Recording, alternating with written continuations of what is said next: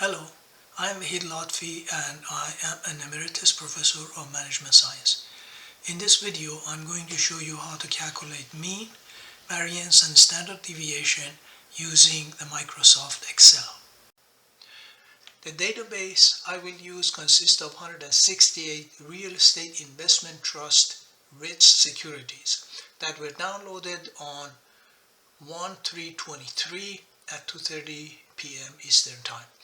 The database includes the ticker symbol, the stock price, and dividend rate. Two companies were deleted from the database because they had zero price. We wish to calculate the following: A. Mean stock price, B.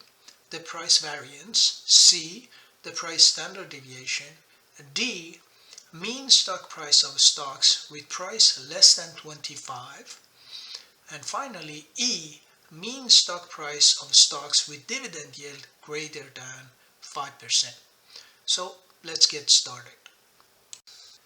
I have placed the data in this worksheet, as you can see, with the ticker symbols in the first column, price in the second column, dividend yield in the third column, and I will be needing deviation from the mean and squared deviations later for the calculation of the variance. And on this side you can see the questions that we had proposed. Now, to answer these questions, there are two different ways you can use Excel to get to the value. One would be to use the Excel command such as the average or standard deviation and so on. A second way would be to do these calculations manually. I'm going to show you how to do these calculations manually, especially since for D and E I would have to restrict them to a sample of the observation. So let's start by figuring out the count. The count, which is the total number of observations, we will use a formula which is called equal to count, and we will just give it the range that we want to count, and that's our price. We place the cursor here, hold down the shift and end and the down arrow, and then click close parentheses and enter. So naturally I have 168 observations as we know. Now the next one is total. The total is the sum of the stock prices. For this cell, the command will be equal to sum of open parentheses. Again, we highlight the column where we want to sum the values, hold down the shift and the down arrow and close parentheses, enter, and there is our sum of the stock prices. Clearly the mean is equal to the sum divided by the total number of observation, and that will give us the mean stock price of $38.60. Now we are ready to move forward with the calculation of the variance. The first thing we need is the sum squared of deviations. To do that, first I have to calculate the deviations, the observations from the mean. So I will place the cursor here, and this will be equal to parentheses the value of the mean, and we make sure that we press F4 to make it an absolute cell, because we are going to copy the formula minus the value of the price, which is here, and we close parentheses, and that's our first deviation.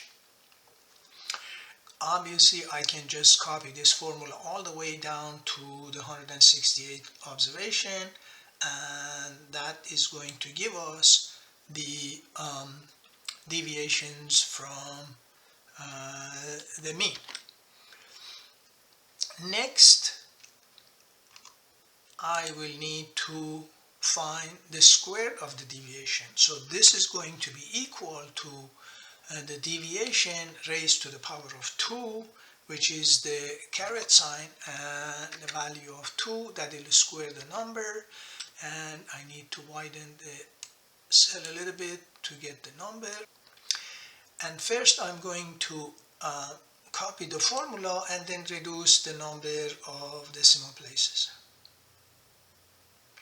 So these are my square deviations, and I will reduce the number of decimal places. Now that I have the square deviations, I will have to sum them. So the formula in this cell is going to be equal to the sum, parentheses, highlighting the square deviation, shift down arrow, parentheses closed, and we get the sum of square deviations. Now we can calculate the variance. The variance is equal to the sum of square deviation from the mean divided by n.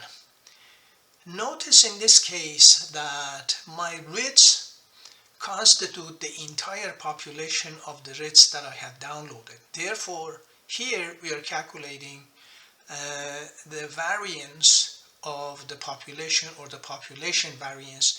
Therefore, the denominator is going to be n.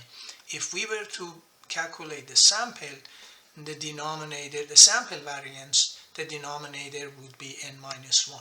So in this case, this is equal to the sum of square deviations divided by count, and that's our variance.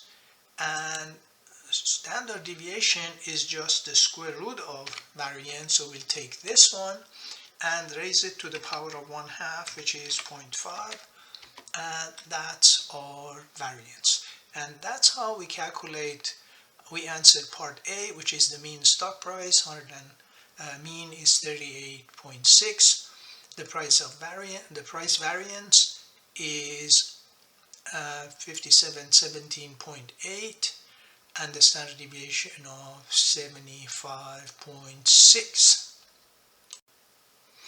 Now I'm going to calculate the answer to part D, which is mean stock price of stocks with price less than $25. In order to do that, I'll just copy these 3 cells down here so that I can just put the values in front of them. In this case, we are going to do count if. So we will make it equal to count if, parentheses, our range, which is the stock prices, shift and down, and then comma, let me go back up,